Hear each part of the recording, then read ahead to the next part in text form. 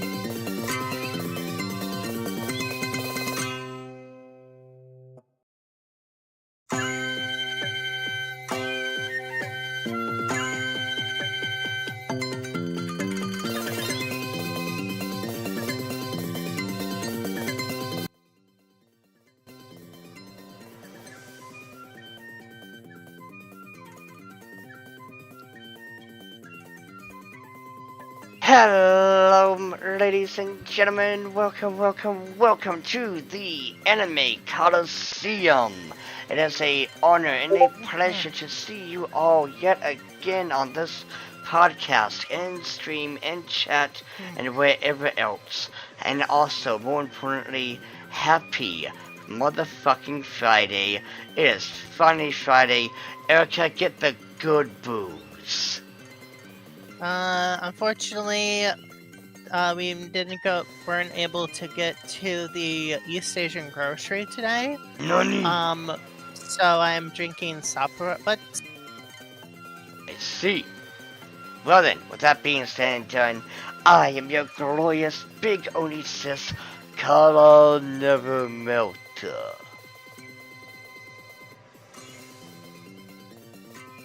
Okay. Okay. What the hell? Hello?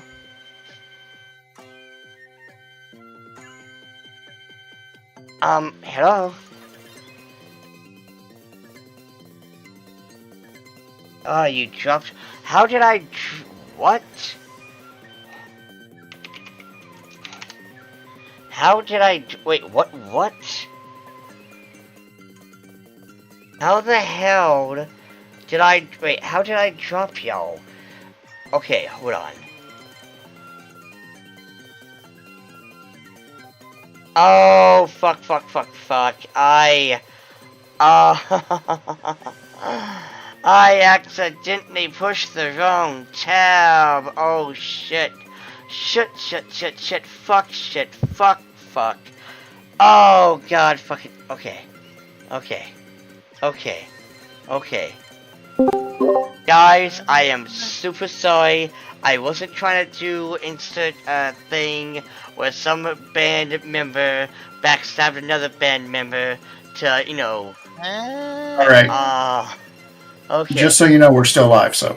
Yes. Yeah. So I, again, am a million times sorry for that. That's fine. Technical difficulties are bound to happen. Yes. No need to beat yourself up about it.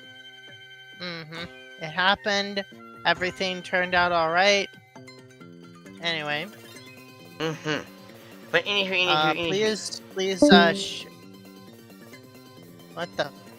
what in the... What the hell? No. Okay, you know what? I'm going to try to fix this, to just, Erica, you know, say hello. Everything is purple.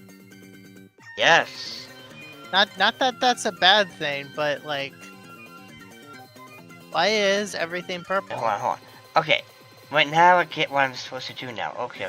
Do this, and then I have to, okay. Oh, you're not using the app. Okay, you're using the desktop. Okay. Yes. Okay. Man.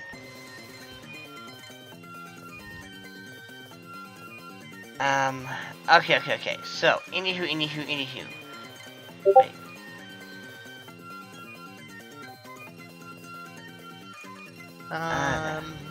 Folks, we are having our fair share, and some might even say our unfair share of technical difficulties right now. Yes. Although we will focus on that in a minute. Again, I don't know. One might even say our stream is haunted. But yes. But anywho. Further. Yeah, Weekend Sapura, which it's okay. It's pretty good. But yes.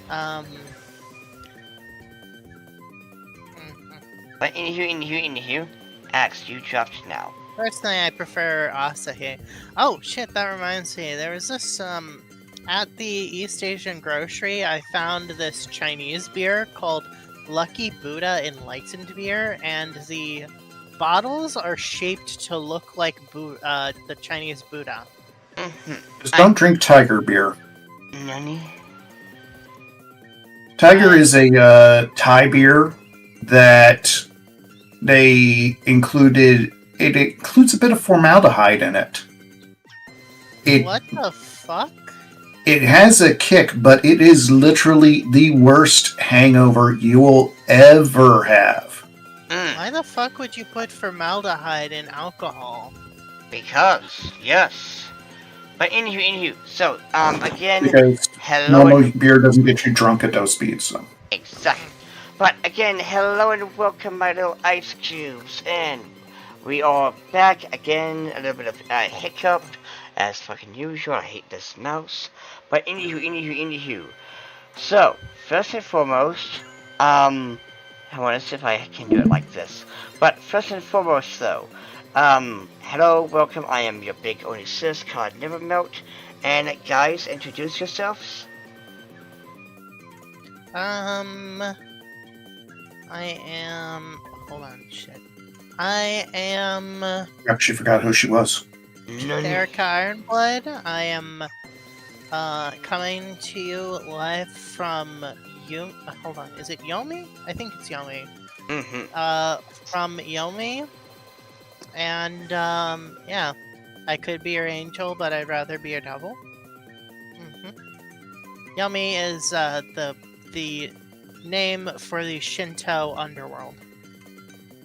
In case you're like confused.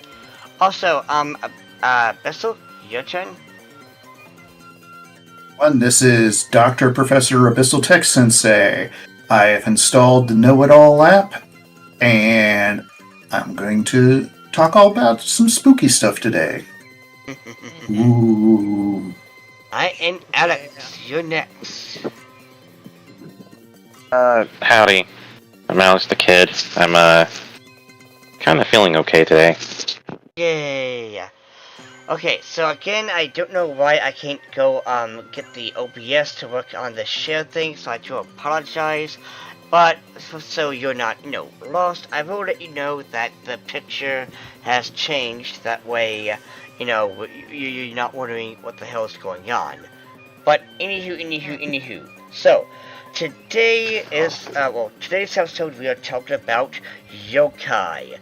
And we all know them. We've all seen them in media 100 times. Whether it's the Tanuki suit from Super Mario Bros. Or if it's, insert any anime that has either a kitsune, a tanuki, any or other... deals with like Japanese folklore in any way, shape, or form, even if it's like indirectly related. Which is why, and I know I talked about this last episode. I forgot what it was about though. Like Kella really loves the one yokai that comes to you when you're on the shitter and you run out of toilet paper. None. What the? Okay, I swear I'm going to punt you. What? Anywho. She didn't want you to talk about that one, Erica. No, it's the one where you're in the bathroom. You notice you're out of toilet paper, and then a voice says red or blue.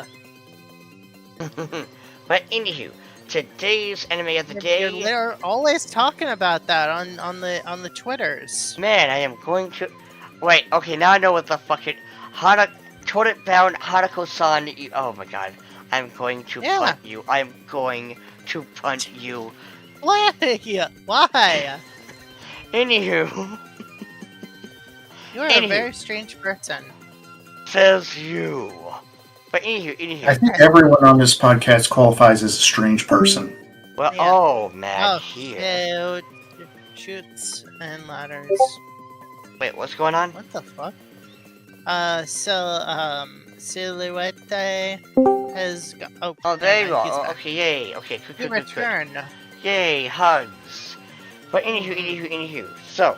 The internet has been particularly strange the last day or two. The Now, Wired is... Today's anime to watch is going to be Hell's Teacher Nube. And I know I talked about this, last episode, but I think that's because we were talking about action shonen. So basically, this is an anime that has either you can watch the, I guess you could say, remastered, or you can watch the classic, the original from, I forgot which exactly this came out. But basically, it's this teacher who has, I guess you could say, the idle hand, and he deals with yokai. And one thing I will say, you will see many legit yokai, like the girl that gives you good luck, the kitsune, the, it's more like a folklore. The weird rat creature that gives you cholera. Anywho. Yeah, and actually, I'm pretty sure it's more it represents the fear of getting cholera rather than actually getting. I follow that VTuber. And you get the techie. Also, you get some made-up yokai, such as the one where it's this yokai that's running on a giant blade, like a wheel.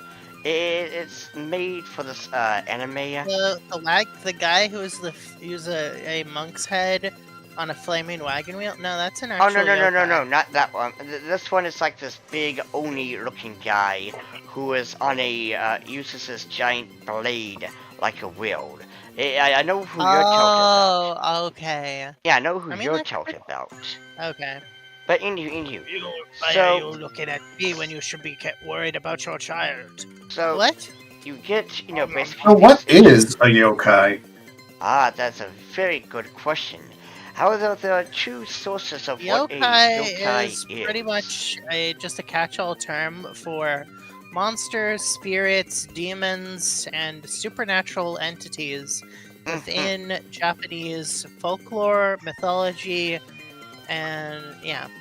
And one thing to note here is a lot of people think yokai equals ghost.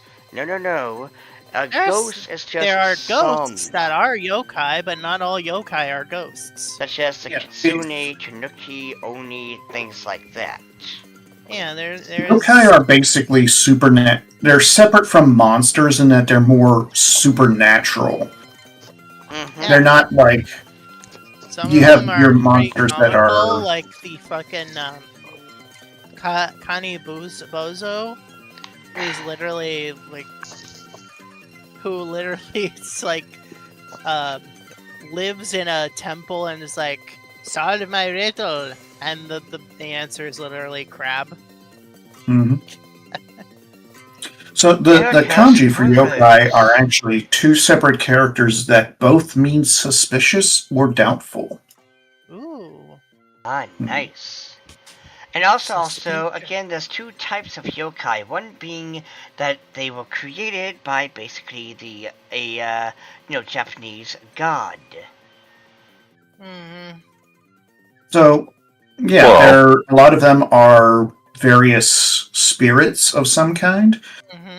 Some they're based off of Shinto myth a lot. So in Shinto mythology, which is an animalistic religion, there's spirits all over the place. All around, everywhere.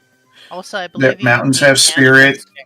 It's an animalistic religion, yeah. Animistic. Animistic. Animalistic, which, like, I'm like, the fuck are you talking about? So yeah. Animistic.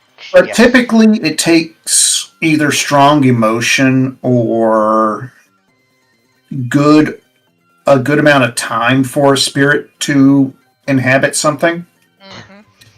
So that's why you'll see very large trees that have, like, some kind of rope wrapped around them. Rope with the little zigzag pieces things on it. Those trees are now sacred and inhabited by I believe it's called Kodama. And you can see, and also one thing to know about yokai is, again, they have, and the amazing thing about Japan and, well, mangaka is, while granted here in the States, we do kind of sort of use 9 times out of 10 Sasquatch, but we don't always have our cartoons based around or have a reference to Sasquatch, there was Jersey the Devil. Secret Saturday. There was the Secret Saturdays, though. Oh yeah.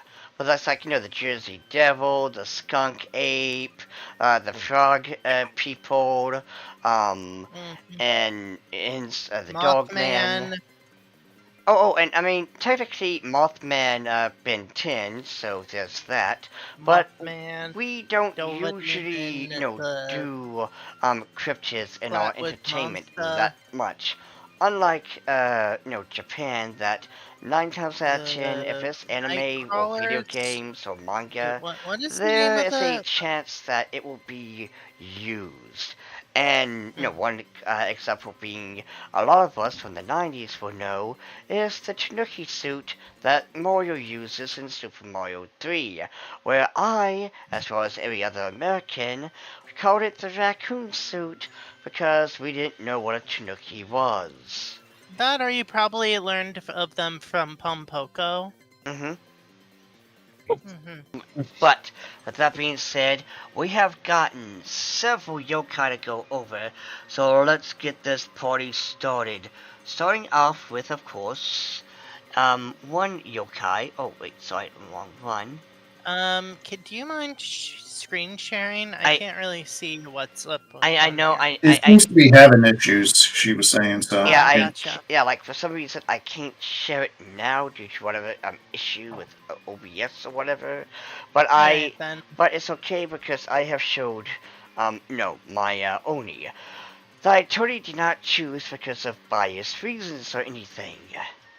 But, you see. You totally just showed Akamento just there. One moment. I'm gonna quickly use the restroom though. Oh, okay, Be right okay. back. Well, so we'll still continue though. So, Right, quick, let's use this time to talk about her while she's not around. but anywho, I feel kind of awkward that Akimito showed up and then Erica said she needs to go to the bathroom. Oh no, Erica's in danger. But anywho, so the Oni, and if Ghostwire Tokyo is anything to go by, the Oni once upon a time were not really a physical being, but more so a force of nature. Meaning there's ever a rock slide, a blizzard, or anything like that, it would be called, oh, that was an Oni that did it, to explain why the hell was the rock slide, just now, or why the hell there was this, strong wind or something. But then later, they got a physical form. Most know of the Blue Oni, Red Oni story, and others know the Oni from anime, such as, in technicality, One Piece has Kaido and Yamato, as well as, oh crap, the name escapes me, but the creative Inuyasha made it, crap. My first experience with them was in Dragon Ball Z, where when Goku was traveling through the spirit along the Snake Way, he fell off and got to meet some. Oh yeah, those two guys were Oni. And as you all know, your big sis is also a glorious ice Oni. Oni can be like either demons in Japanese Buddhism or some sort of ogre-like monster in Shintoism. And also Oni have appeared in folklore too, such as Momotaro, the Peach Boy, and I forgot the watermelon girl's name, but she goes up against Thunder Oni. I thought Melon Girl, she basically is tricked by an Oni and gets skinned alive, and the Oni like wears her skin as like a costume. I haven't. Well, I mean, that's, again, there's multiple stories, so... That's pretty fucked up. Yeah, I'm gonna assume someone was like, this is incredibly morbid, so how about we, like, change it a bit? Yeah, but anywho, the point here is, again, Oni, or more so, have well-known in Japanese mythology, and have appeared in many... about the tale of Shoten Doji. Shoten Doji, essentially the first Oni. Or like the first named Oni. And on fairness, I heard that there once was a guy, a clever man named Shoten Doji, who was a bit of a prankster or a trickster. He was often called Little Drunkard because he would often drink heavily. I think he lived in like a monastery and stuff. One night, he decided to scare people by donning an Oni mask. Only when the night was over, he tried to remove it, and he noticed it wouldn't come off. Oh, it's that one Goosebumps movie. Yeah, he fled to the mountains where he became an Oni, and then joined, and basically other like lesser Oni and even some Yokai were drawn to his power, where he basically became a warlord, an Oni warlord, and he would go basically lay waste to like Kyoto, just like going around killing people, stealing food and stuff, drinking, pillaging basically. Eventually, a samurai defeated him, cut off his head, and I think buried it somewhere. But yeah, Shoten Doji was the first named Oni. Nice. Now then, with that being said, we then move on, and I know you guys can't see it, so Abyssal, we then move on to the Kappa, something that modern anime fans think is just some steady, cute little turtle guy. Or Golduck. I guess Kappa are funny little dudes who like to shove their hand up your butt in search of a shirikodama, or some kind of special ball that lives in your ass. So there's a. So they definitely like. So they like a lot of things. They like shoving hands up butts. They like to sumo wrestle, and they also really like cucumbers, which has led to the whole thing where mothers, if their children want to go swimming, would throw cucumbers in the river so that the kappa would not attack their kids. Actually, the name for the cucumber roll is called kappa. Oh, nice. And that's the reason why it's called that. Yeah, they've been kind of portrayed over the years between kind of malicious spirits who will attack and kill and eat people, or like literally ripping your guts out instead of this ball. Oh, yeah. Or also, just mischievous spirits. Also, the word for raincoat I think it either contains the word kappa or it is called kappa. Mm-hmm. Ah, that's cute. Yes. Yeah, which has led to some funny puns in certain television shows. So they have one of their characteristics are they kind of look like a turtle, somewhat, or turtle frog cross. Turtle frog monkey. But they also have a dish-like depression on their heads, which contains the water where they live. And if you find yourself in a fight with a kappa, but if you can get them to this water to spill out, it will severely weaken them. So, which kind of is a weakness if you like to sumo wrestle, I would think, but yeah, if you bow before them, they'll be compelled to bow, and then the water will fall off. Now, another little fun fact to kind of branch off of this, there's been many references in kappa in modern anime, besides the obvious like GGG, I assume Hell Teacher Nube is going to have a kappa. There's also Yokai Watch, there's also Gold Duck in Pokemon, and I forgot the dude's name, but there's this one anime that involves this girl who is homeless, and she lives under a bridge with a bunch of weirdos, and one of her friends is someone who thinks he's a kappa and has a kappa suit. Now, I don't know if you want to count that guy, since he's a guy pretending to be one. I also mentioned my! Keep Your Hands Off Aizuken as an inspiration for one of their their animated shorts. There's also a kappa, which is a recurring character in the anime Bobobo. And also Ghostwire Tokyo. Yeah. So I was looking through some art, and I found a print of a pair of kappa being very rude to a poor young lady. Oh, no. So, definitely not safe for YouTube, folks. Oh, okay. But it is somehow safe for Wikipedia, if you want to find it there. Of course. Alright, Erica, it is your turn. And it is the Locolobi. AKA the woman who doesn't have to worry about a kink in her neck. So, Rokorobi are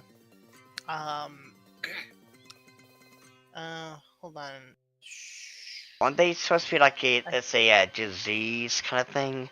Where... Yeah, it's like, so basically, they are women that are cursed. They have a curse upon them. I assume that because they are often found in brothels, that it's some sort of allegory for some sort of STD or something, but essentially they have this this curse, kind of a werewolf-like curse. During the day they're just normal women, but at night their head their neck elongates and grows unnaturally, and they have a split personality. So this version of themselves has a different like personality. It, like attacks people. One very common thing is when they're in this state, they love to lick up the oil from lamps. As you do. Yeah.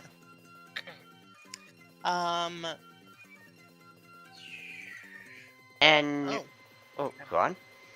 Yeah. So it's this particular yokai is very commonly seen in anime. There's not usually a specific character, but you often see them whenever there's like a group of yokai around. You'll just see them like with their long noodle like and looking neck, just flapping around and stuff. One example to thought to help you, Erica, is I forgot the girl's name in Hell Teacher Nube, but she obtains the ability to stretch her neck.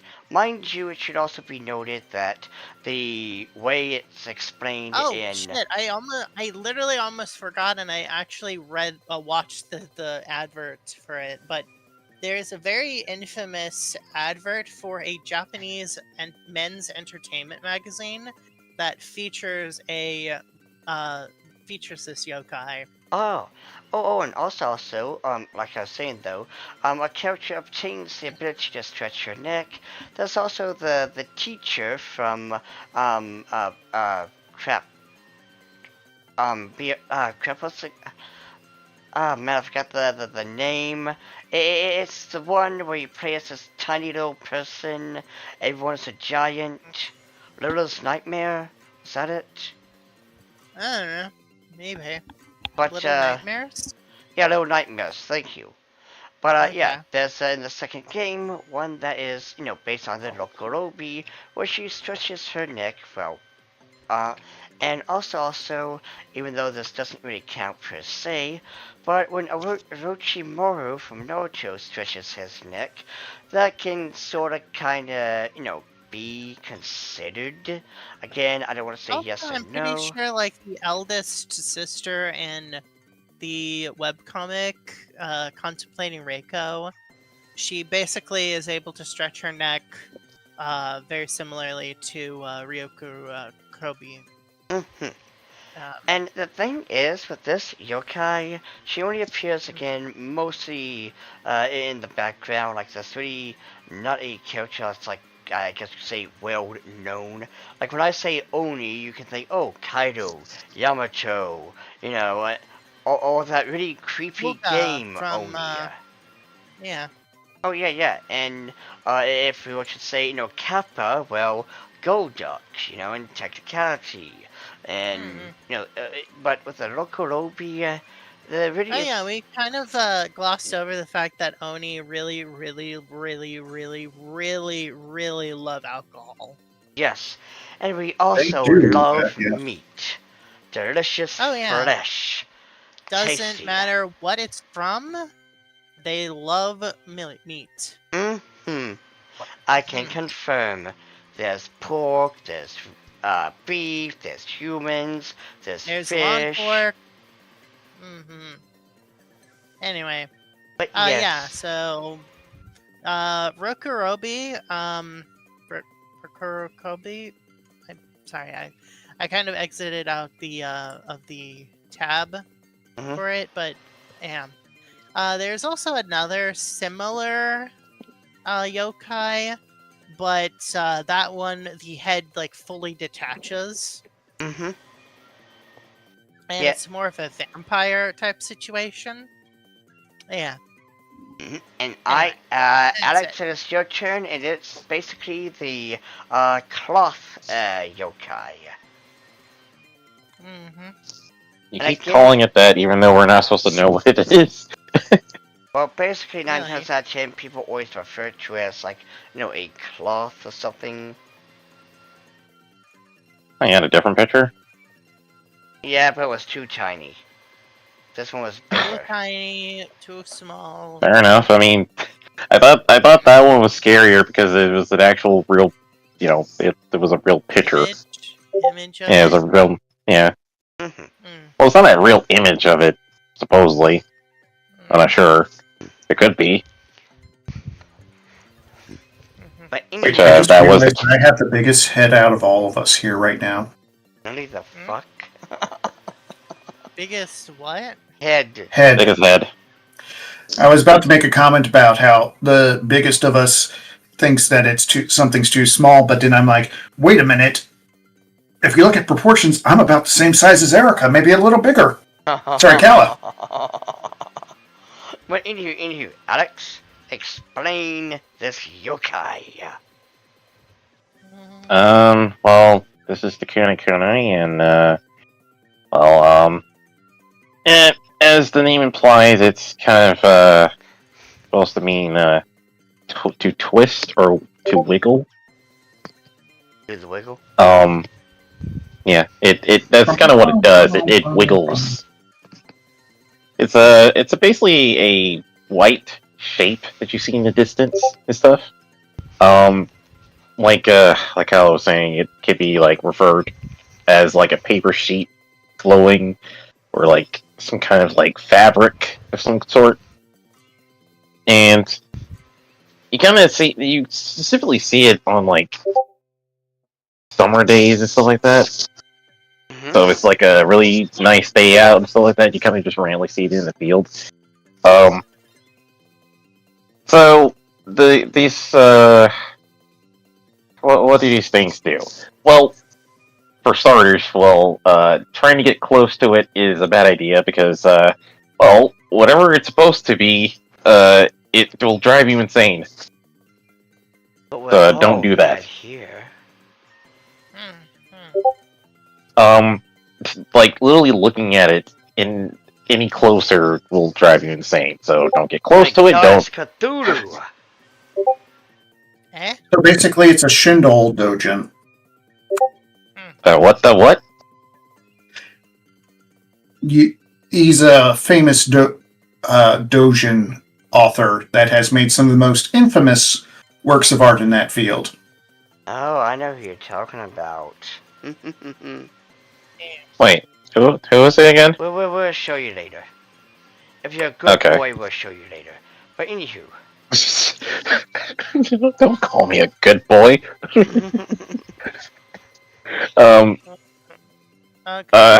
Continue talking. I'll be right back. Alright. Yeah, so, like, just literally, just don't get close to it. Yeah, I think it's one of those cases where it's like curiosity killed the cat, and stuff like that. So it's cognito hazard, in other words. Yeah, it's a cognito hazard, yeah. Ah, nice. And to be fair, the only time I recall seeing this thing is Ghostwire Tokyo. And I believe in Inuyasha, there was this one demon guy who was able to flatten his body. I don't know if he counts as one, but yeah, there's, that dude. However, though, other than that, I can't think of any other media that, shows the cloth dude. Well, the first time I actually saw it was actually from a video from Manly Badass Hero. I know played a who game. that is. Oh, Alex, you got my respect even more. I love that guy. Yeah, he played a RPG Maker game that featured it. I think it was called like Paranormal Investigator or something like that. I think it was. I know what you're talking about. I know. Yep.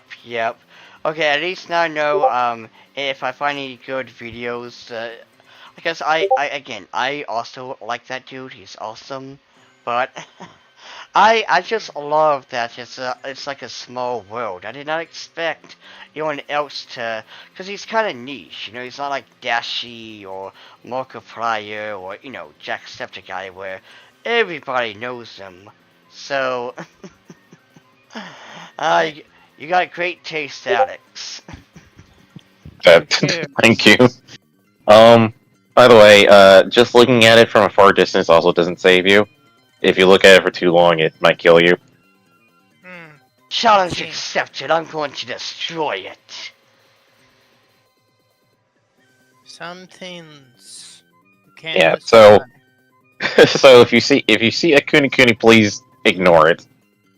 No, I must destroy it. My only pride prevents me from ignoring it. It will be destroyed by my hands. Okay. Now then, next up is... After Gala's attempts to do this, we see her driven crazy and molesting a stop sign. Oh my. Yeah, no, that totally sounds legit. That totally sounds legit. Checking it in San Diego. Now then, next up is another personal favorite yokai of mine, known as the Furukoshi Onna. And a fun fact for you, if I recall correctly, the word Furukoshi, well, it does mean two-mouthed woman. Well, yes, ni means two in Japanese. I believe that the futo, it means like a, I forgot exactly why it's called futo instead of ni, but it still means two.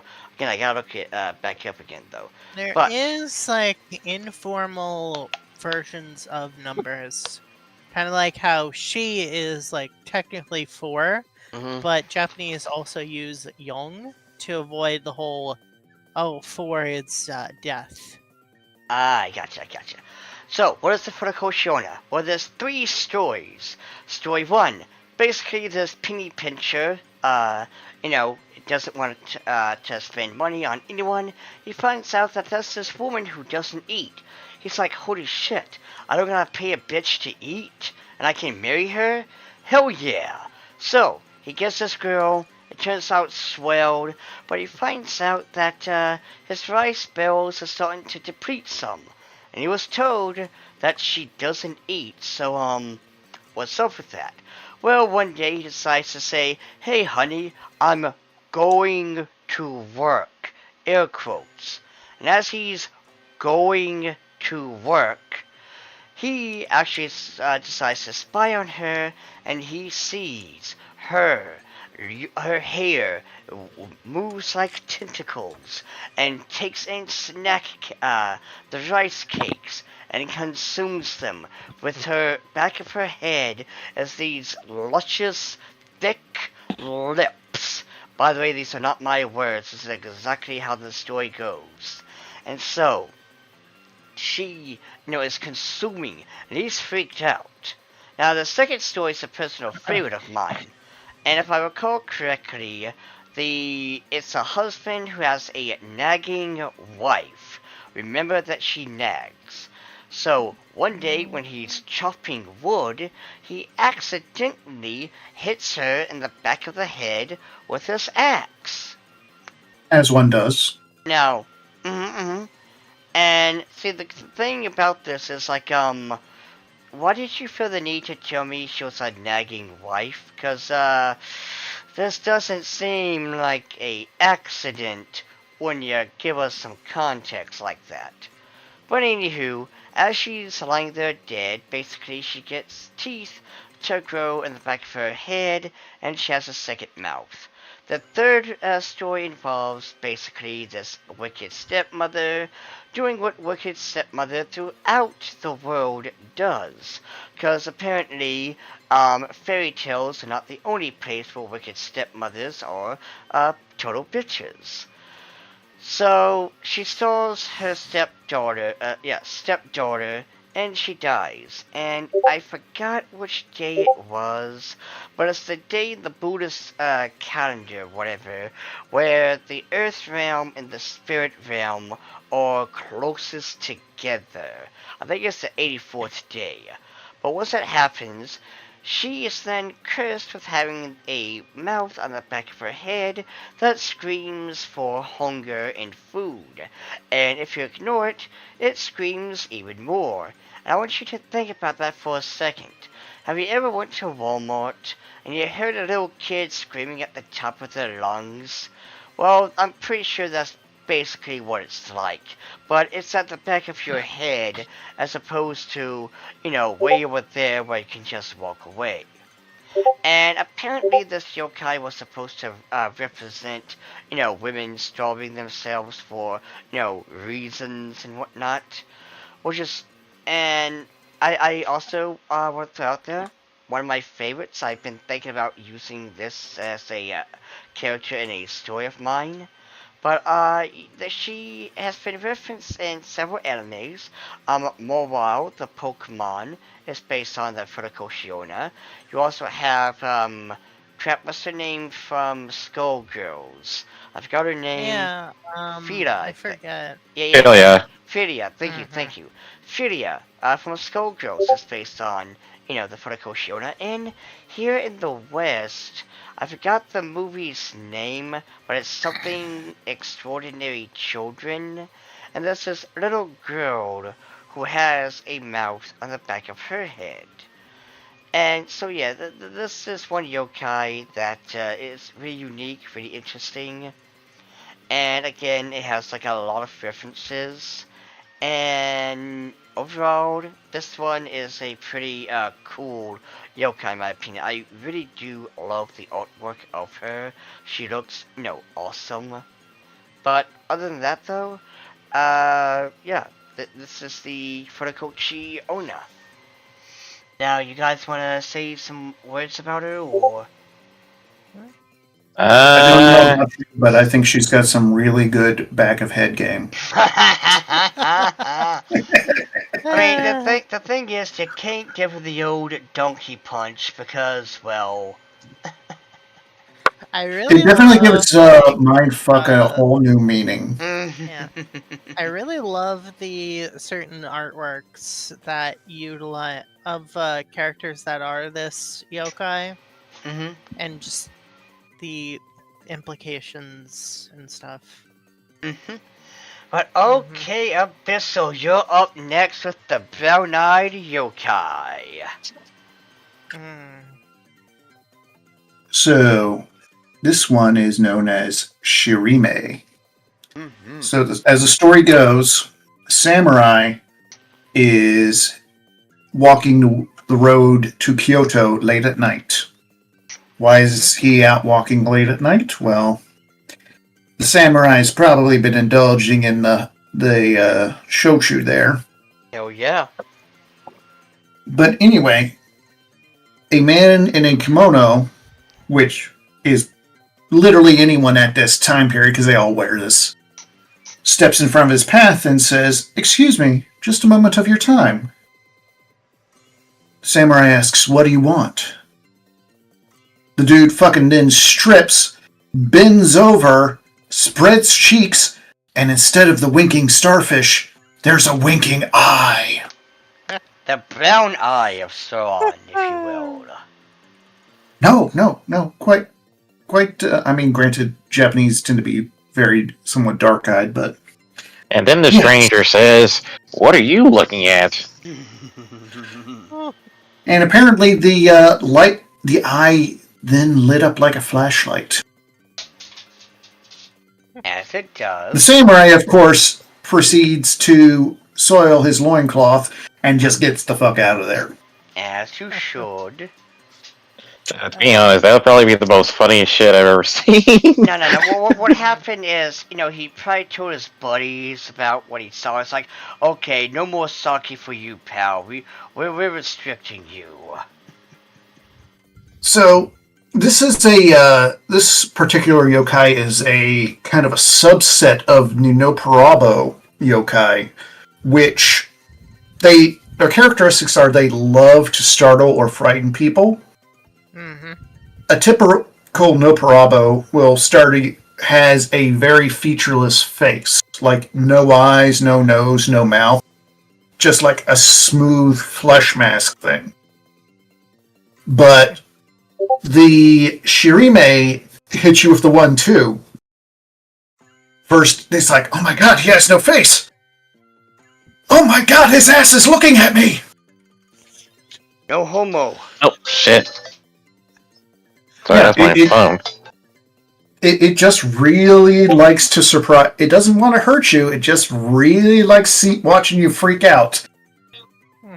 Now, because there's a giant glowing eye in its ass. Now, one thing I want to say is the only known yokai that fits this description, at least kinda sorta, is Yokai Watch, where there's a yokai that has a butt for a face. And if he toots on you, you have the ability to, or the curse, whatever, to also toot a lot.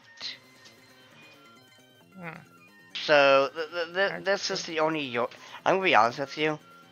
There's no way, like, you know how in anime you got, like, say, the Yuki Onna that can be turned into something badass, like, she uses snow and ice and shit. You got the Oni who can, is strong, powerful, whatever. The Tanuki's a shapeshifter. How do you make this guy, a fighter of any kind? Yeah, but just imagine you lose a fight to it. Oh yeah, because you don't want to touch this. Like, no homo. I mean, no like, homo. seriously, this thing could be an epic level combatant, but no one's ever going to admit that they got into a fight with, lost that fight. Oh yeah, there you go. Apologies for Like, that. if I lost a fight to this guy, I'd be like, I'm taking that shit to my grave. Yeah, there you go. It's like, nope. So how was your day? Oh, it's fine. I did not, fight some one-eyed butt thing whatsoever. Well, that's audience specific, Frank. Hopefully you didn't hear my Oh, no, ring, no, it's okay. my phone ringing. Yeah, no, it's okay. But is there any more fun facts? Because again, I don't think I've seen this guy that much in anime or like any other media. So, as obviously because he's rather not safe for work in a lot of situations, apparently he does. It is in its own video game that came out a few years ago. Oh. Shirime, the Curse of Butt Eye. Oh. Nice. I what? But anywho, oh, okay, Oh, I what? Yes, you're next with the hold on. The parade. Alright, so let me actually get to the... But guys, but I what? So also, are the three headliners for the parade, are they also after this? Or yes. Just kind of, get the general idea of what it is. Alright, so Hyaki Yagyo, the night parade of 100 almost said 1,000 demons, of 100 demons, is basically a massive festival where all of the yokai, the oni, ghosts, whatever, all supernaturals go and party throughout the streets of Japan in a massive parade that is led by 3 of the most ancient yokai. It is generally a very, very bad idea to go outside when the night parade comes to town. Because you'll either be killed or will just be spirited away and just be part of the parade. And who knows what will happen after it's gone. Now, before I click further, have these guys appeared besides Ghostwire Tokyo? I think it was referenced in an episode of Bad Girl where essentially the senpai character attracts a bunch of yokai, and they basically head to the mountain resort place where this one school event is coming, and the teacher that was chaperoning is like, oh my god, it's the night parade of 100 demons. But yeah, and it hasn't really appeared in I don't think in actual anime. Okay, so we have the king. I think it has actually. What? I think it has actually. It might have. I think it might have shown up in Spirited Away. Kind of. Yeah. So this is the king of yokai, the most powerful, most elite of all yokai. He is Nura Rion. Slippery Gordon. He's a short, elderly guy with a big head, and he mostly lives in expensive villas and brothels and red light districts, but occasionally he'll visit some random house. And when he comes to the house, so he's basically revered by all yokai, even all humans and stuff. He travels in this palanquin that is carried by yokai and human servants. Basically, when he arrives at your house, you will, for a moment, you will be like, "Welcome home, master." You'll act like he is actually the guy who owns the place, and he basically is like, "Ah, yes, I am the owner of this house. By the way, where do you keep your expensive booze?"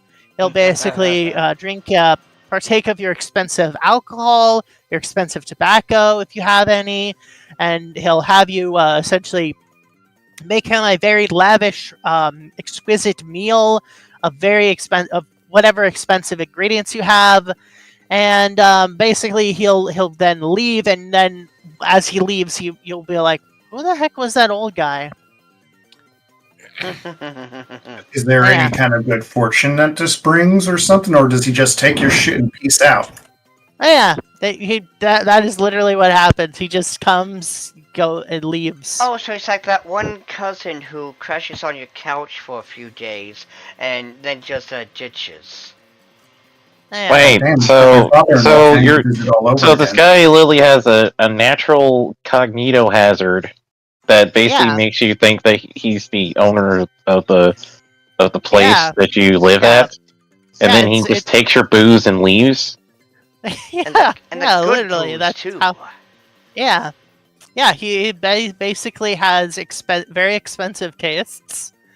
But for the most part, he stays in the red light districts and expensive villas and stuff in the mountains. Oh yeah. Yeah. Alright. So he's one of the 3 that lead the night parade. Okay, let's see. These are the worm guys. So these are Nozuchi. They are one of the earliest recorded yokai. All 3 of these are the earliest recorded yokai. They're like these furry snake-like creatures that are like a meter long or something, and they eat like vermin and stuff. Be right back. Alright. But sometimes, so basically, they have the ability to transform into a humanoid shape, and they turn into basically they look like monks, but they have no eyes, no ears, no mouth. At least where it normally would be. No eyes, nose, hair, or ears, except for a giant mouth, like right on the top of their head. That's just like. Usually, these creatures are created from evil monks who are banished from temples to live in the wild. Not gonna lie. Yeah. Not gonna lie, I can't really, just like with the old man, I can't really think of any anime or any other references to these guys. I mean, they kind of remind me of the giant caterpillar monster from Legend of Zelda. You know, where you gotta hit the tail and shit.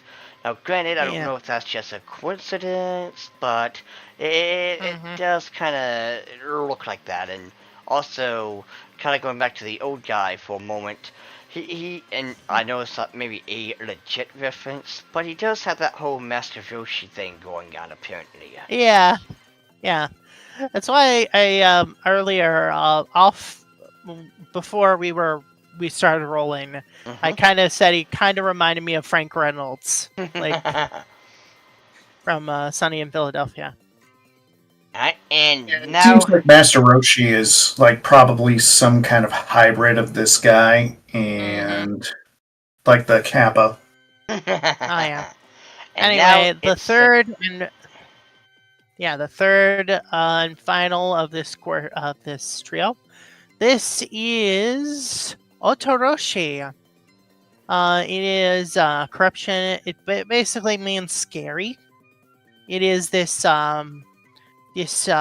scary looking thing that sometimes dwells on top of of torii gates. They are guardian of holy places, and they usually eat like harmful pests that would disrupt or disturb the shrine. But they also eat very evil people that attempt to enter the temple grounds. So if like a very evil person tries to, I don't know, try to purify themselves or go into the temple grounds to, I don't know, desecrate it, this thing will jump off of its torii gate and eat the person. It's like, oh. A sidebar here. You have to appreciate how in Japanese mythology, unlike European, I'm back. they're just very much, hey, what does this monster eat? And not and where Europeans are just like, hey, what does this ghost eat? I don't know, ghost nuggets or something. Yeah. I mean, but no, the Japanese are like, we have all the details of this guy's diet.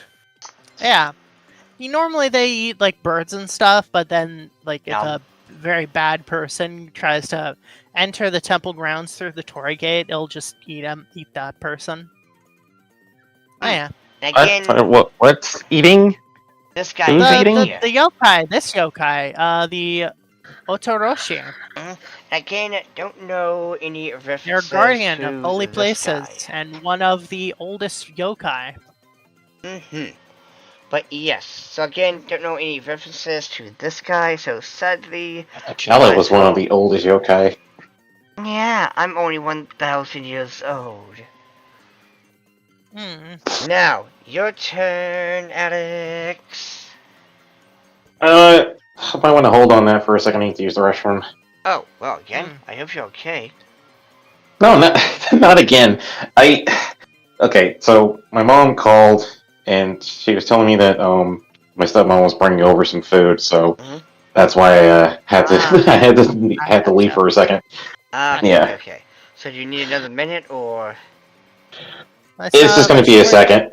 Okay. Alright. Well, in that case, it's just...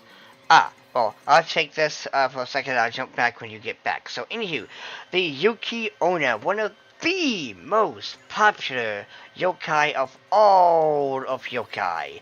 You know, I'm pretty sure every single one of us knows the Yuki Onna in some way or another. She, just like the Tanuki, the Kappa, and the Kitsune, we know her. So what is she? So, basically, this beautiful woman was walking up the, snowy mountain, minding her own business, doing, whatever, and sadly, she dies and becomes this beautiful snow woman.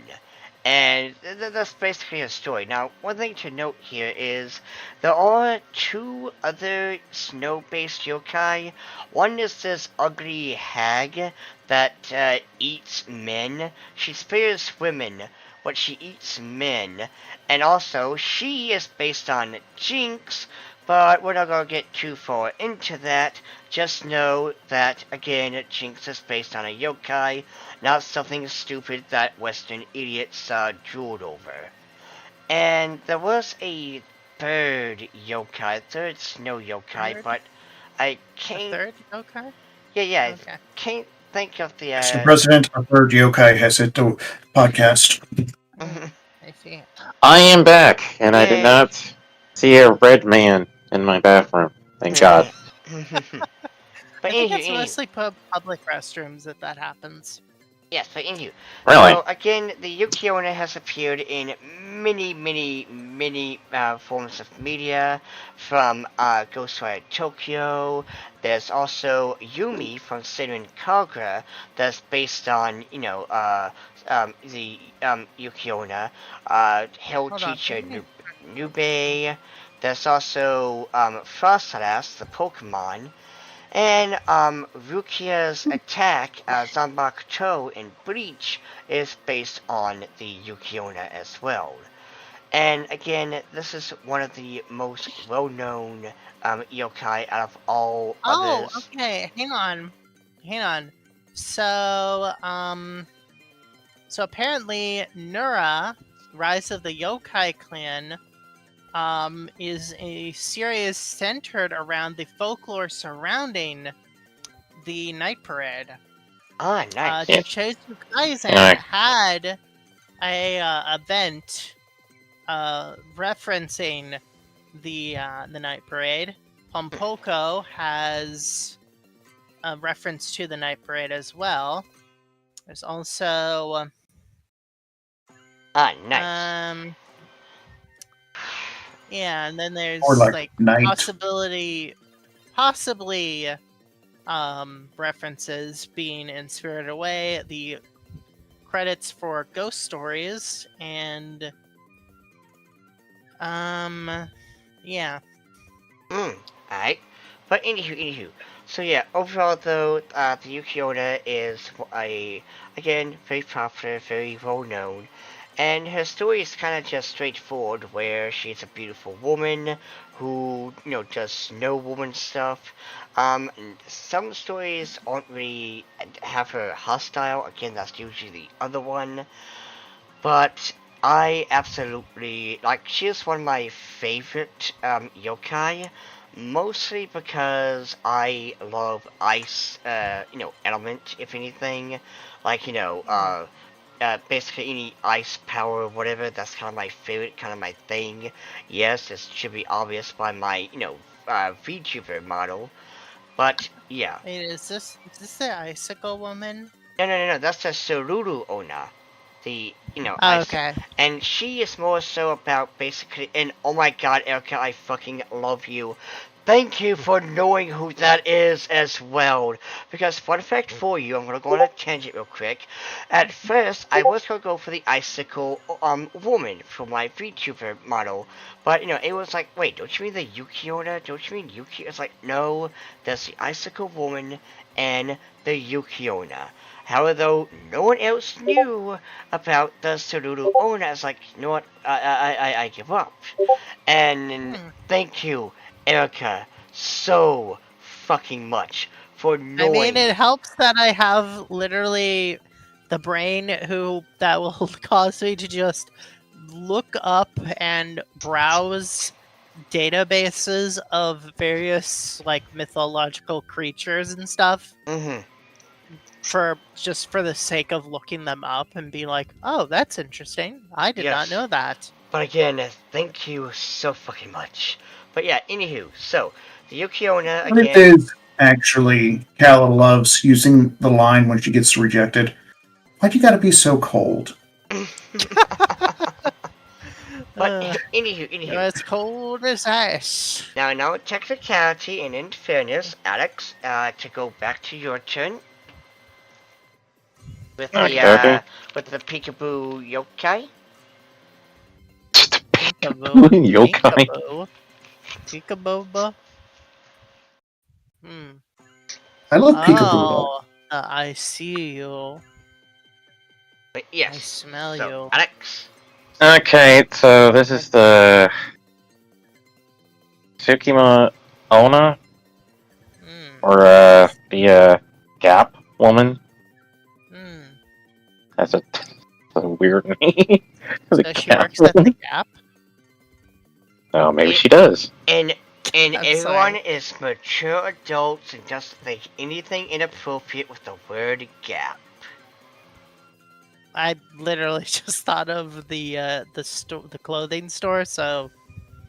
But now that you mentioned it, now we can't think of anything but inappropriate stuff. Thank you, Callum. Yeah. No, it's Yellow's fault. Yellow, bad. No, we're blaming you. We're blaming you. This is a Christian podcast,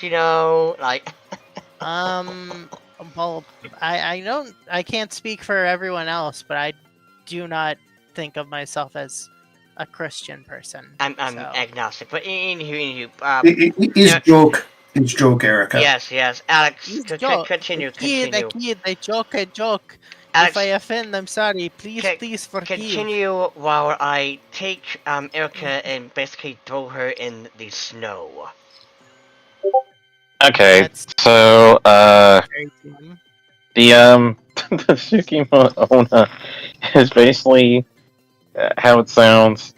She hides in creases and gaps of everything. So It's usually spaces that you wouldn't think a normal person would be able to fit in. And what does she do? She stares at you. And she stares As at one you. does if they're hiding in the walls, yes. And yes, even when you're doing that hinky-pinky stuff, you think you're all alone at night, she's watching you.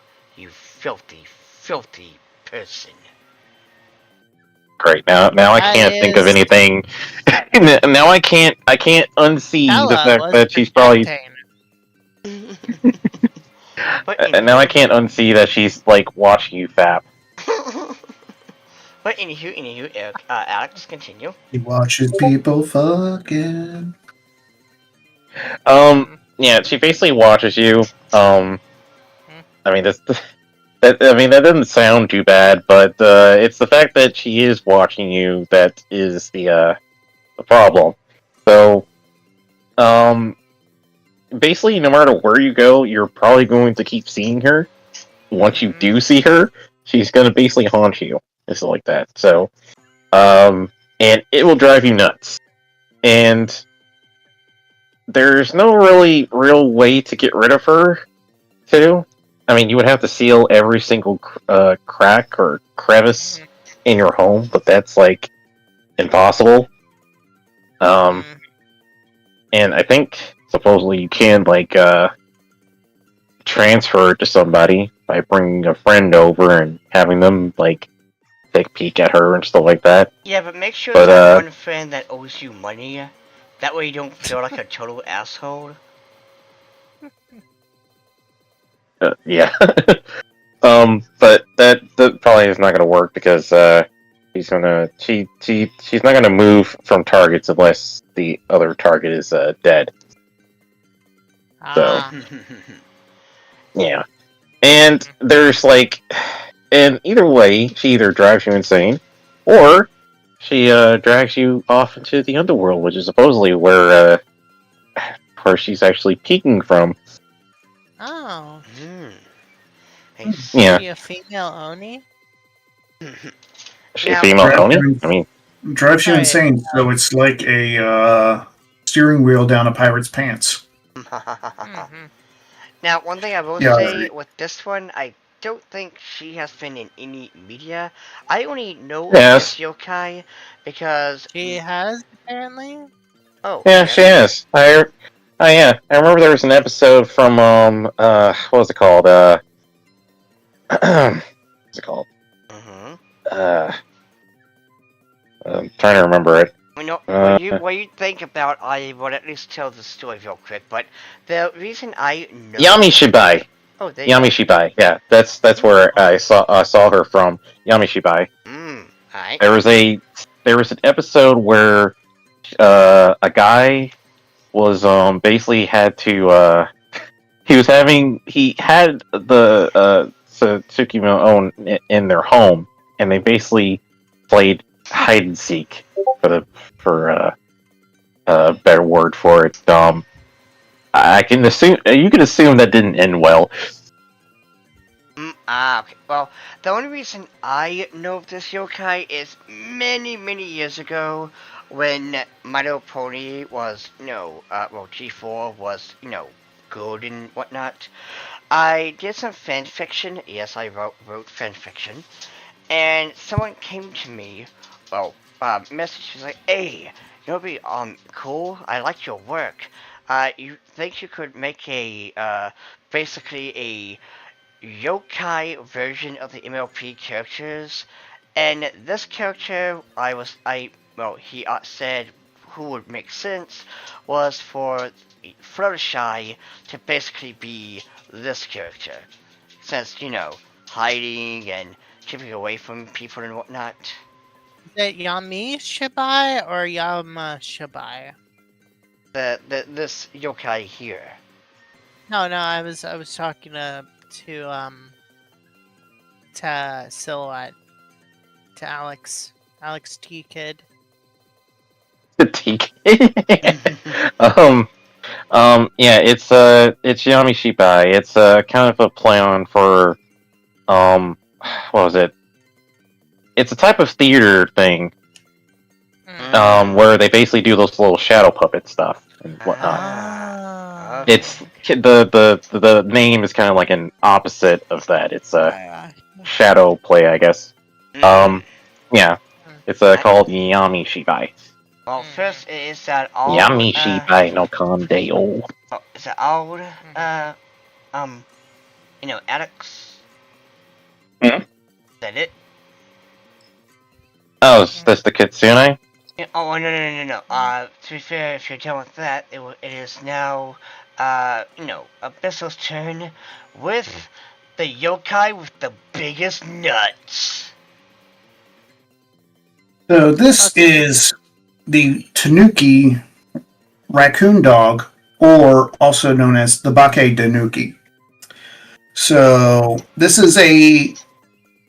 are typically written as far more friendly type of yokai, while like a lot of yokai, they tend to be very mischievous, where they like to play tricks on people. They typically aren't malicious about it, like the Kappa, where the Kappa are like, if I could trick you, I can trick you. If I could rip your guts out through your butthole, I'm going to rip your guts out through your butthole. The bum bum. But the Tanuki, the Bakadanuki or Tanuki, are known for a couple traits.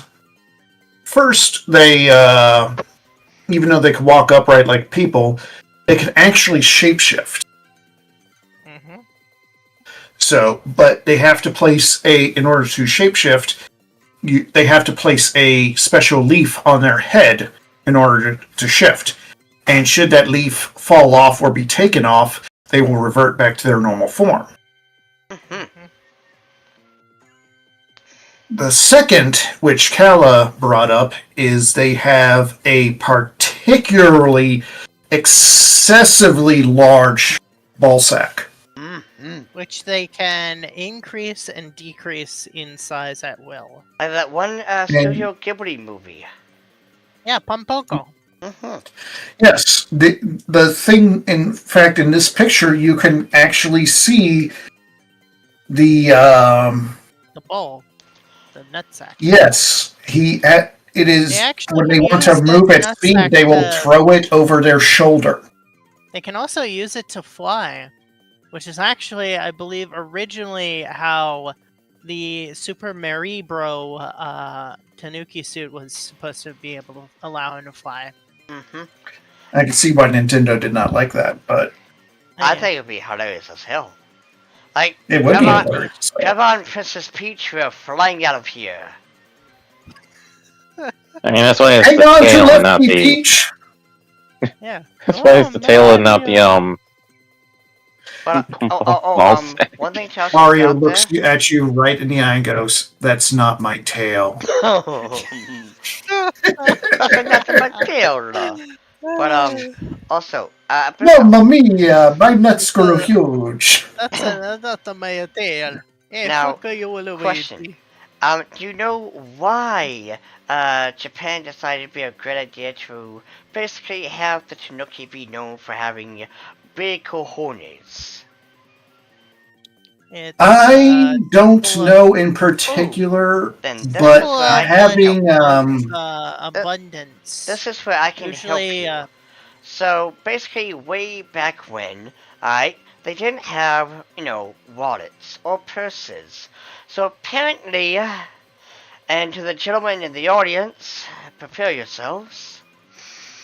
They used the scrotums of the Tanuki because it was nice and stretchy to hold the money. Oh, so that's why Kintama means testicles, but also golden balls. And again, sorry to all the guys and you two Abyssal and Alex. Also, Tanuki are often associated with good fortune and wealth. Yeah, but you gotta rub the nuts first.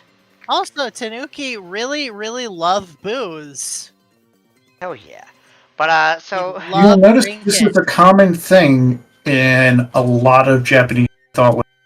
Yeah. Now, the thing is, as for references, there's again a Super Mario Tanuki suit. There's and also I forgot the reason why it turned into a statue. I think it was just not just because of transformation, but also to be a reference to the Tanuki statue itself.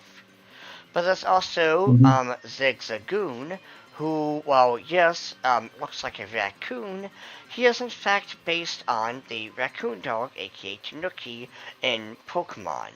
And there's also, of course, Michiru from BNA, who's a Tanuki, and There is, in One Piece, in the Wano arc, we meet a teapot that ate the raccoon fruit, and essentially basically is a tanuki. It literally is like, it lays on its giant ass ball sack like a cushion.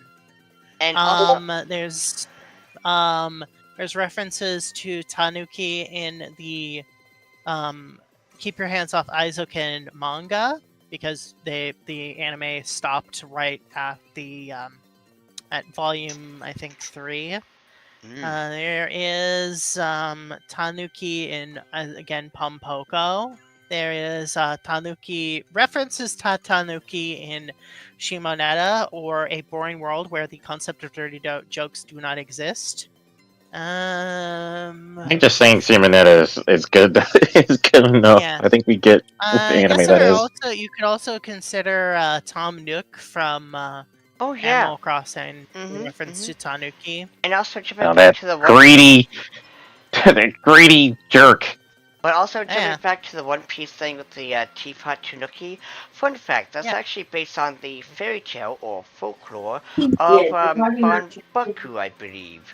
There are a lot of stories of Tanuki transforming and getting into trouble, or causing a little bit of hysteria among the people. It's like, I'll turn into this teapot, and then they'll think I'm a teapot. And someone took the teapot and tried to heat up the water, and the Tanuki's like, "Hey, that's hot! Why would you do that?" Yeah, but don't pour that in my butthole. Oh my! I didn't consent to this anymore.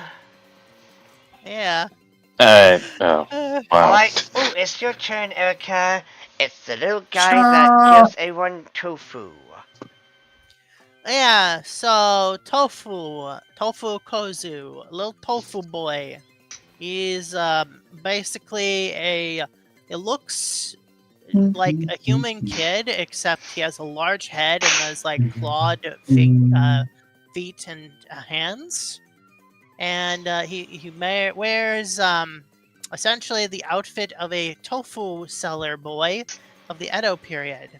And he's always like carrying tofu around, and yeah, that's literally him. They're very timid yokai. They are often bullied and belittled by other yokai because they are really weak and very not really all that impressive. They might follow humans into their house, but for the most part, they run away when encountering a human. They just really, really love tofu. I'm gonna say this: like, I've had my bullying algorithms removed, and I still kind of want to bully this kid. Exactly. Oh yeah. I want to. Even is tofu. Tofu is soybean curd that has been pressed and molded into a shape. Depending on how firm it is determined by the amount of water content in the process of making the tofu. I don't think it's fermented, but yeah. So, as a culinary side note, while it doesn't have a very distinct flavor all of its own, it very easily picks up on flavor. So, if you have like a sauce or something, it will pick up the flavor of that subtly. Oh, So- I fucking love. Okay, so there's this one recipe that I love regarding tofu, where you basically coat and fry the tofu and then coat it in like teriyaki sauce. It's Ooh, so nice. tasty. Now, Oh yeah, also, it works great in miso soup and most Oh curries. yeah. Mm-hmm. also, Oh fuck it, what is it? Mapo tofu. I fucking love mapo tofu. mhm. It's so Also, delicious. when it comes to this guy, I don't think he is in any, media. So good job, Yeah, I Erica. just wanted to include him because he's just the most weirdest yokai. He's like pretty much normal, like just a normal looking kid, except he is a yokai and he just Say loves tofu. I actually want to say I've heard of him in one show or another. Yeah. He definitely he's like a joke character, but I could Yeah. swear I've heard of him being mentioned in one show. Yeah, literally, he's just this kid who really I don't know, maybe he's created from like from the energy of kids who really love tofu, but like were bullied because they were really into tofu. I don't know. Alright. Yeah, it's just a kid who loves tofu. A kid yokai that loves tofu. But not massive props for, I guess you could say, being creative and original, because this right here is a yokai that really, really, really isn't spoken of that much. I mean, hey, not every yokai has to be some all-powerful demon or some omniscient transforming trickster. Mm-hmm. Yeah. Alright. Now then, it is the Not true. They all have to be. Yeah. Now then, it is the Kitsune. And they also really like tofu. Mm-hmm. They love deep fried tofu. Alex, you said, well, Alex T Kid.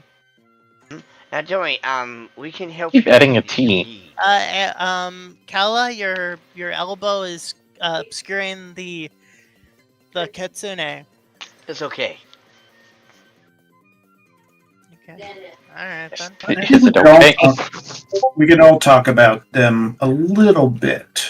Yeah, There's a lot of yokai that are actually high level kitsune have just taken on a humanoid form. Well, first, there's like what like do you know princess about the of Kitsune? yokai, yokai. What do I know about it? Yeah. Not a whole lot. I just know about the trickster part, and I know a little bit about Tamamo no Mai. Well, when kitsunes when a fox becomes more wise with age and whatnot, it gains a They tail. start growing extra tails. And up to 9. Oh, but no, it is said that I think they have to live for like 1,000 years or something. They will gain the 10th tail. And, because like ultimate wisdom, things like that. Now, do you want to put your 2 cents in episode?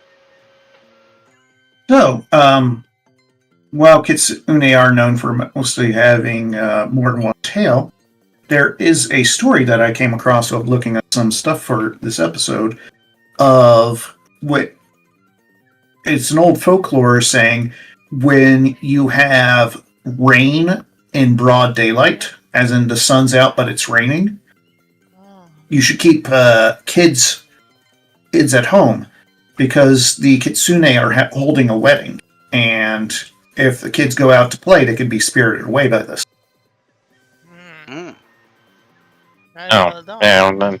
Yeah, that's right. They call it the fox wedding, right? Mm-hmm. Kitsune yo no Mari. Alright.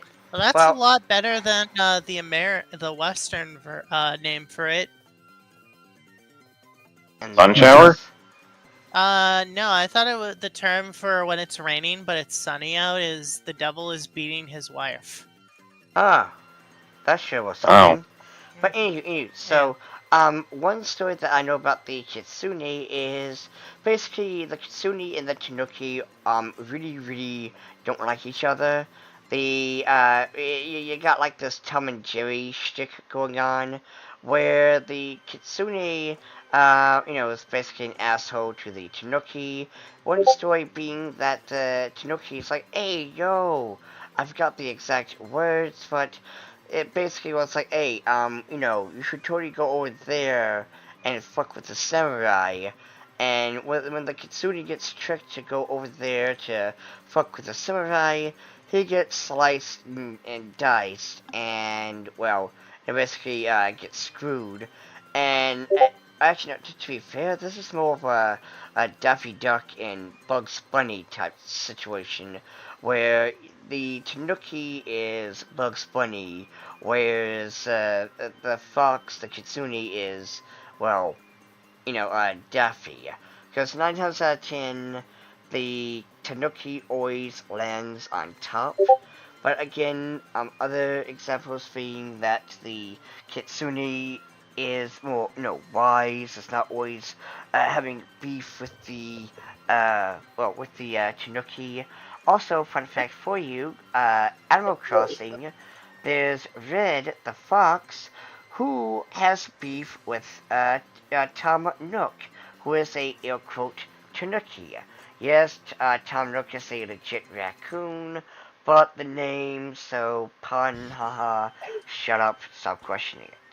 But other than that, though, I just wanted to point something out. Mm-hmm. Because I was thinking about this while you were talking.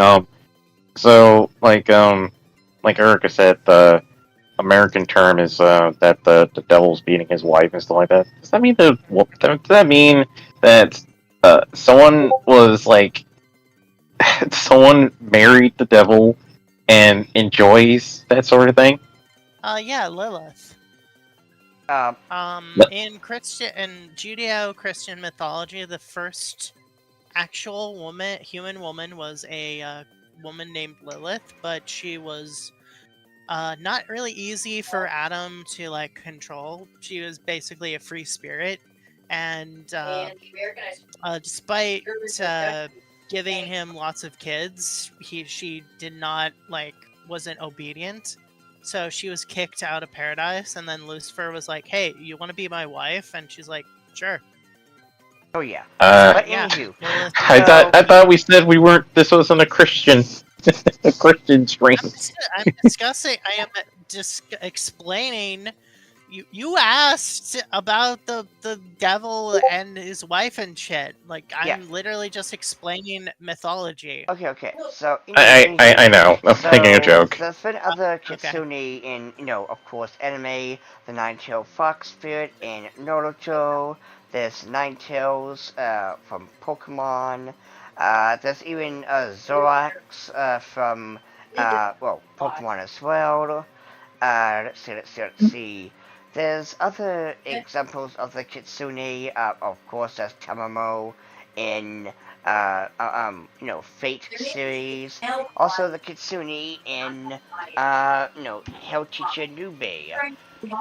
So yes.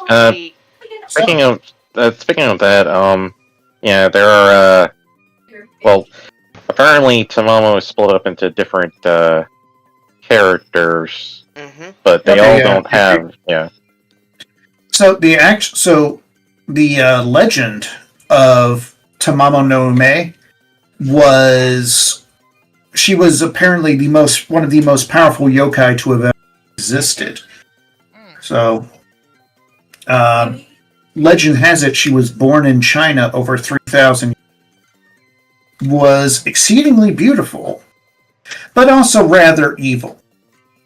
Oh, I see. So she has messed up.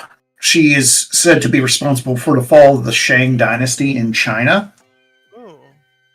I see. Brought ruin upon India, and finally ended up in Japan, where she ended up finally being stopped.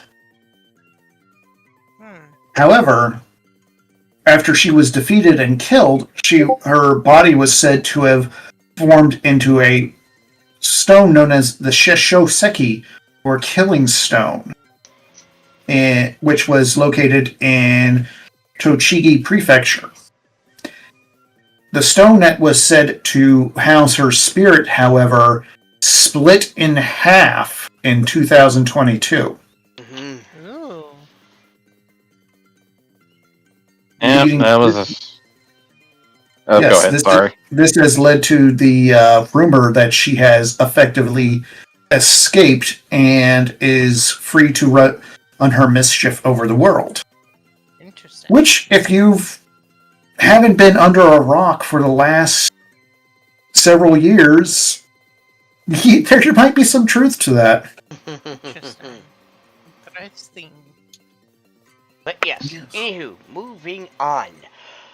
We have the Kushisaki owner, aka the Slit-Mouthed Woman. Why so serious? Now, the Kushisaki owner's story dates back when samurai were a thing. I forgot which period it was, mind you.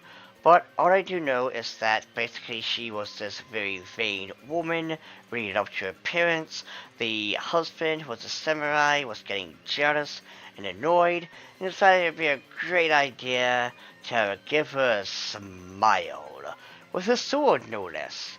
And so, as, she does, she dies, and, well, she becomes the Kushisaki owner. And she wears a mask, and wanders around saying, "Hey, am I pretty?" Now, over the years, this has changed. For starters, it was, "Am I pretty?" You say yes, she takes off the mask, and asks again. If you say no, she slits your mouth and you die. But then the story changed to, "Am I pretty?" Yes. And takes off, "Am I pretty?" If you still say yes, you die. The only way to get this yokai to stop wanting to kill you is say things like, "What do you think?" Or distract her with candy. Or basically say, you're average. Oh yeah, there you go. That is like the worst thing you could say to a woman. Yeah. Mm-mm.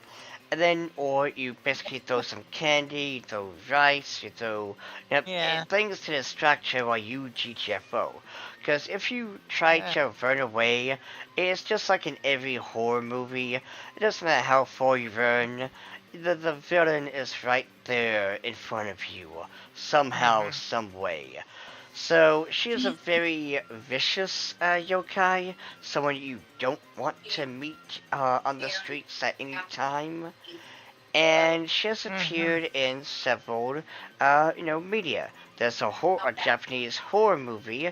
I think there's two about her. I think it's one that I suggested was called Carved. Mm-hmm.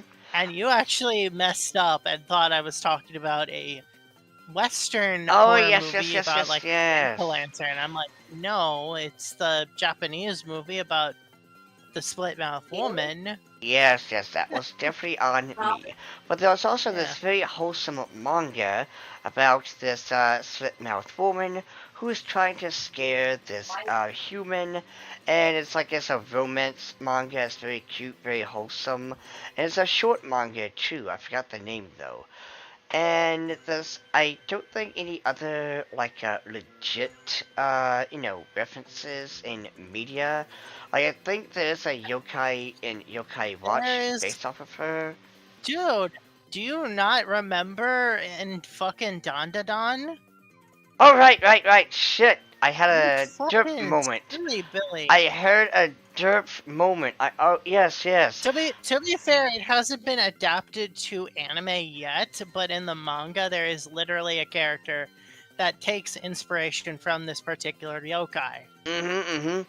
And also, props to you if you can look at that bitch and say, "Yes, you look pretty." But imagine if someone just says, "Marry if you want to go out, I'll say this: if you want to go out like a boss, when she takes off the mask and asks you if she's pretty, you look her right in the eye and go, "Hey, your sister's better looking." Oh, that'd be fucking golden. What would be really interesting is if you like are wearing another mask and she takes off hers, and you're like, you take off your mask and you have a very similar scar. It's like, oh my gosh, we match. You know what? I want to see that romance movie or whatever. You know, Yeah, like like we were like meant your to face be. equally as equal or even more disfigured, and like, oh my god, we met. We're twinsies. Oh, and by the way, something to throw out there. So, in what was it? Ghost Stories. Ignoring the dub, there was supposed to be the Koshizaki owner, however her slit was up and down, not left and right, and it was cancelled. Makes no sense. Yeah, because it was cancelled due to, they thought, because they were idiots, that this was disrespecting people with a cleft lip and pilot. And as someone who was born with those things, I can tell you, no, it's not offensive. And furthermore, it's the Koshizaki owner. The thing is, she's supposed to have a slit. Mouth. Yes, a slit mouth. But, with that being said though, now, this again, a very horrifying, terrible yokai to meet at any time of day. Now then, let us continue. Ah yes, Abyssal, you're up with, and we might as well get this out of the way, creepy, spooky skeleton. What now? What? Hold on, what did you... Is that even English? Creepy, oh wait, spooky... that's the same thing that I was chosen. Yeah, don't worry, I just threw this image in there because I thought it looked really cool. Like seriously, could you imagine a tattoo of that thing on your back? That'd be just like, hey, check out this cat. That'd be metal. So I guess should I talk about this since Abyssal actually... Oh, okay. I did not look this guy up at all. Oh, that is a cool little spider dude down there. The Gashadokuro, or Rattling Skull, or Rattling Skeleton. It is the collective anger and vengeance of massive death. They're usually found in mass graves or battlefields. They are the collective bones of victims of basically people who have not received proper funerary rites, and due to not being able to pass on, they become this collective conglomeration of vengeance and anger. They often coalesce in the form of a colossal skeleton, and they often patrol the grounds of which they were buried or fell in battle, and they often make this rattling noise. Though, when they see a possible victim, they will be incredibly silent up until the point where they are about to grab you, and they'll bite you and bite your head off and drink your blood. Ah, so Ozzy Osbourne, okay. Yeah. Usually they exist until all of the anger and rage is dissipated. There thankfully has not been one of these things in Japan for quite some time, mainly because there's not a whole lot of massive death in the country. But back in the day, when famine and war were very common occurrences, these things would often occur as well. They are mainly very famous by, I guess, this painting, but there's another painting from, I think, a kabuki play. Hold on, let me see. Gashadokuro. Now, one thing to throw out there, while Erica does that, Takayasha the Witch and the Skeleton Spectre. It is a it is a painting from the Meiji period. Ah, nice. Now, the only examples of this yokai I can think of is Yokai Watch, where he operates those, crap, what's the machines called that you put the quarter in, and you get, like, the little capsule things? Gachapon? Yeah. Gotcha I machines. also think, I think there was one in, Kubi, the two strains. Alright. And also, while I absolutely hate this, there is an SCP that is literally these. Yeah, basically, it's in the one era where they essentially are just taking everything from every creature from mythology. if we're gonna do that, we might as well go back to the Fox and say there's also a Fox SCP. Yeah, no, I just need to vent my fucking frustration at it's totally the understandable modern because like SCP Foundation. It's just so fucking annoying. Just to be like them just pushing every fucking mythological or cryptid or whatever as an SCP. I'm like, dude, can you just not do this, please? Yeah, can you be anyway, so can you guys think of this any is other a very interesting yokai. And also if you have one of those giant lawn skeletons, for some reason you could essentially have a Japanese yokai themed Halloween, and have this be a centerpiece of your Halloween party. Ooh, I don't know, have fucking Gasha Dokuro look through a window. Like, oh, I see some pretty nice, tasty things for me to munch on. But alright, so again, I can't think of any other manga or anime he shows up in, so let me look. Well, technically he doesn't show up in maybe he doesn't show up in anime or manga that I know, but I definitely know that they are there is one in Gegegege no Kitaru. Oh yeah. Okay. Yeah, it's yep. I was just gonna point out that I mostly know them from because of the SCP. Yeah. You know what? At least I'm gonna be honest with you. I'd rather be the SCP than Fortnite. I said what I said.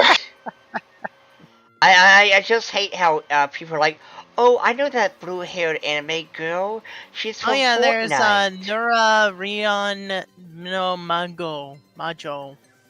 Apparently, is Nura Rion no Majo Senen Makyo. Speaking of anime references, something we should all watch together: Interview with Monster Girls, which features a Yuki Onna. Ooh, yes. Cool. It's a very nice, wholesome show. Nice, good slice of life anime. Oh yeah. Yeah, we should only stick with the Japanese version, though. The Japanese dub. But there is no other version. Yes. But anyway, so now, I mean, technicality, Erica, I believe you had this one. What is it? This is one of the random ones I found. Oh, you, Abyssal. Okay, sorry, Abyssal. Oh, Abyssal. I have no idea what it is, but it looks cool. What is the name of it? Like I said, I have no idea. I just think it looks pretty cool. Okay. Abyssal, I got this. Well, I don't know what it is, so.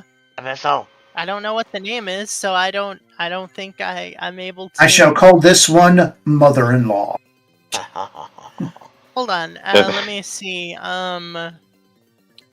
Zombie. I'm gathering it based on the fact that it's haunting the dude, and the dude does not. He's not scared. He's just like, oh, this fucking bitch. Okay, let's see. Oh God, you died 3 months ago. Go away, mother-in-law. Buddha. No, that's not it. Yeah, no, he does not look happy, but it's not like I'm freaked out by this unhappy. Just like, why won't she go away? This is a frustrated. This is a very upset man. Well, Okay, I can't seem Alex. to find it, so... Your turn, Alex, and it's the guy who is a pervert. I mean, you walk into the bathroom when someone's, going boom boom. I'm sorry, but that's just one kind of person that does that.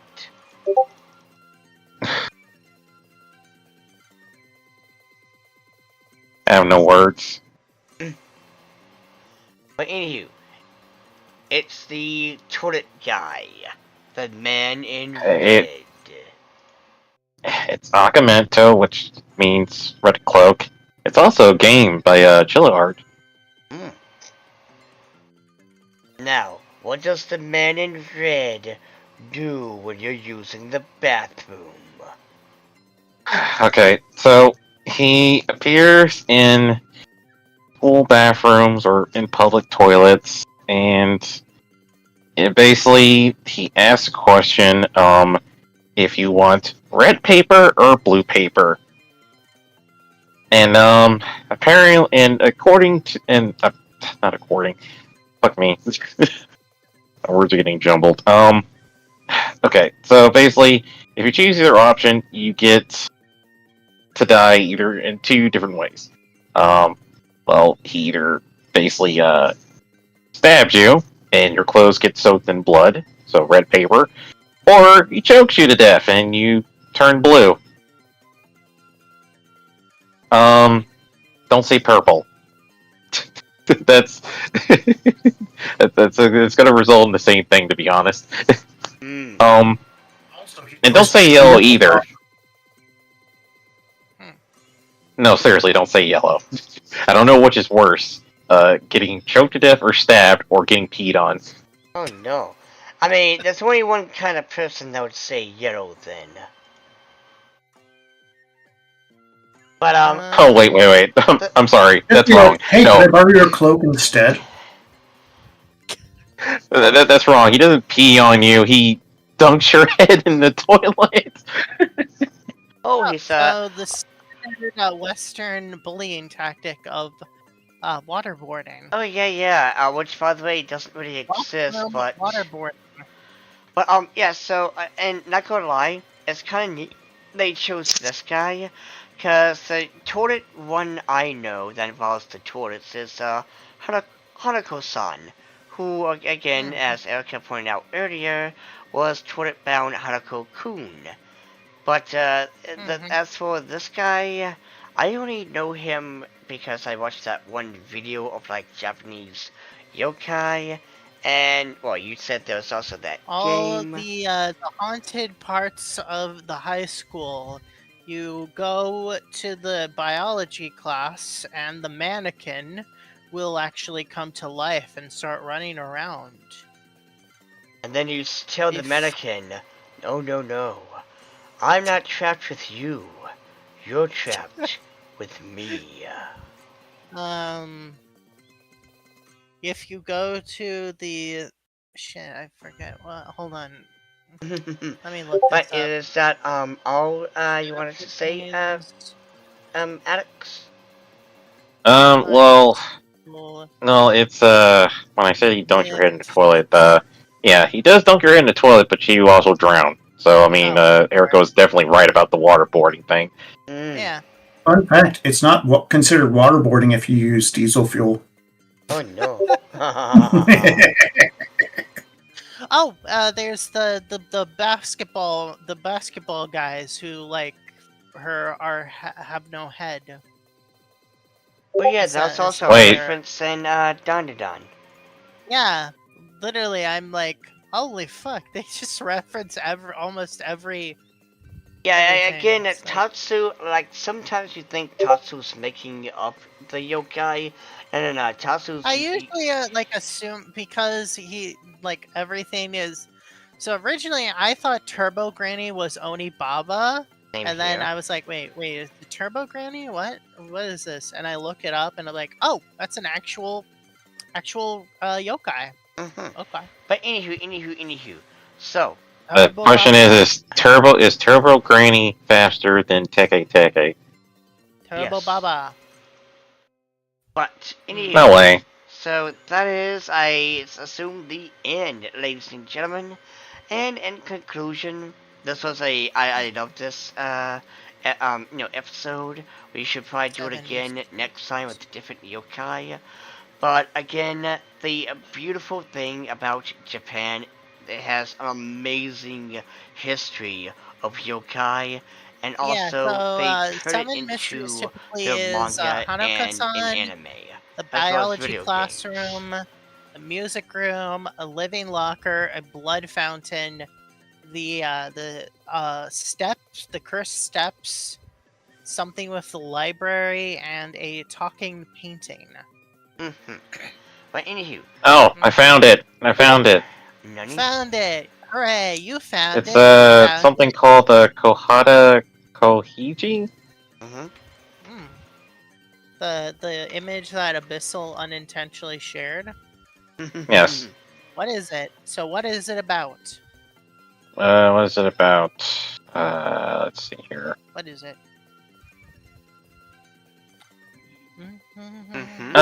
It's... God, there's a lot of words, and I'm trying to process everything it's saying. Do you want to send a link to have you guys read it? Yeah, sure. So we'll go over it later. But this is the conclusion. And so, okay, yeah. In conclusion, anime, yokai have been a great thing in, Japanese history. I absolutely cannot get enough, and at just how amazing they basically inject yokai into their media, their stories. And not only that, I will say the West can definitely take some notes. I mean, sure, we got like the Mothman and the reference to like with Ben 10 or Fallout 76, and you got Sasquatch, with the beef jerky commercials, and that one movie, was it something? Oh God, I think the 90s movie. No, the 90s movie with Sasquatch. Harry and the Hendersons. I think it was like this kids movie where they accidentally hit Sasquatch with their car. Yeah, that's Harry and the Hendersons. Yeah. Yeah. So like we have that, but like we don't really ever, I guess, say fully go into that kind of thing. Like we don't really have like that many cryptid references. The There is a movie about a kid having his own Loch Ness monster. I think it's called The Water Horse. But like but I think it was like American. We do have our own Loch Ness monster with with Champ of Link Champlain. But though I kind of wish that the West would take notes with that. Because, like, I mean, imagine all the interesting stories or references you could have with American, folklore. But that's a story for another time. So, do you guys have your own in conclusion? There's a Holy Grail war happening. The Excalibur sword vanishes. The Excalibur sword is gone. And the Killing Stone cracked in half. There's a Grail war happening, people. I mean, to be fair, we can always just go find that one lady and be like, hey, can we get another holy sword? And Heroes from legend are turning the frogs gay! But anywho, Abyssal, you got any last words in conclusion? I have plenty of last words, none of which I shall share here, but anyway. Omae wa mou shinderu.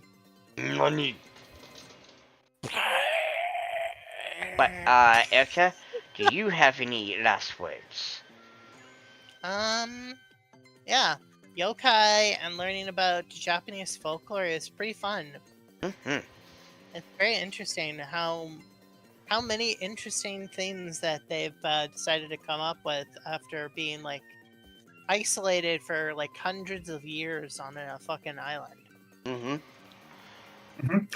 We haven't got... These are just the folklore ones. We haven't really got into, like, actual cryptids and stuff. Ghost stories. Yeah, we didn't talk about the, your dead wife comes back and she's like, "Oh, I didn't die." And then, like, at night, she sucks the life energy out of you. Oh my. For Yeah. which part? No, like, Shit, I might have to have a conversation with my wife. But alright then, everyone. Thank you for coming. Bye.